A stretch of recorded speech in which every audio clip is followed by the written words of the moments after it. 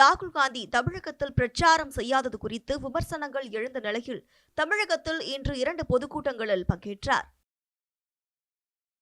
காலையில் பொன்னேரி பொதுக்கூட்டத்திலும் பிற்பகலில் சோளிங்கரில் நடைபெற்ற பொதுக்கூட்டத்திலும் கலந்து கொண்டு ராகுல் காந்தி பேசினார்.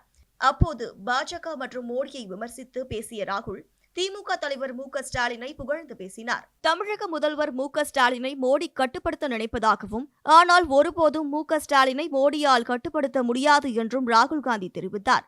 ஸ்டாலின் சுதந்திரமாக ஆட்சி நடத்தி வருவதை தடுக்கவே அதிமுக மூலம் முதல்வரை தேர்வு செய்ய மோடி நினைப்பதாகவும் ராகுல் காந்தி விமர்சித்தார்.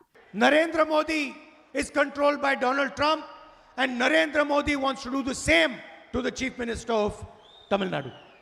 நரேந்திர மோடி என்ன நினைக்கிறார்? எல்லாவற்றையும் கட்டுப்படுத்த முடியும், தமிழ்நாட்டிலும் முதலமைச்சராக இருப்பவரை கட்டுப்படுத்த முடியும், ஆட்சி கொண்டு வர முடியும் துடிக்கிறார். That is why he wants to put the AIDMK in power in Tamil Nadu. அதுதான் உண்மையான அதிகாரம்.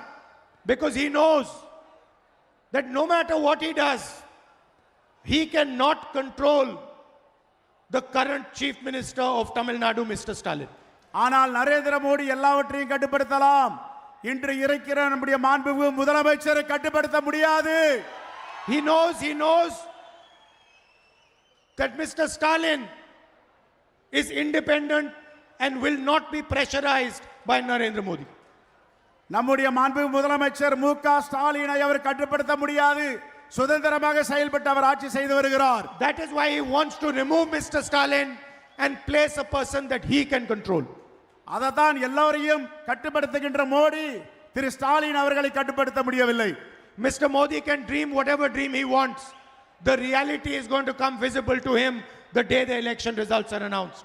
ஆனால் அவர் என்ன திட்டங்கள் போட்டாலும், என்ன ஒப்பந்தம் போட்டாலும் தமிழ்நாட்டில் அவர் வெற்றி பெற முடியாது. The DMK Congress alliance is going to sweep the election in Tamil Nadu. Dravida Munnetra Kazhagam Congress உடைய கூட்டணி மகத்தான வெற்றி பெற போகிறது. ஆனால் மோடி என்ன திட்டம் போட்டாலும் தமிழகத்தில் ஒன்றும் செய்ய முடியாது என்று திமுக காங்கிரஸ் இடையே பிரச்சனை இருப்பதாக எதிர்க்கட்சிகள் குற்றஞ்சாட்டி வந்த நிலையில் தற்பொழுது மு.க.ஸ்டாலின் பங்கேற்காத பொதுக்கூட்டத்தில் ராகுல் காந்தி மு.க.ஸ்டாலினை குறிப்பிட்டு புகழ்ந்து பேசியிருப்பது குறிப்பிடத்தக்கது.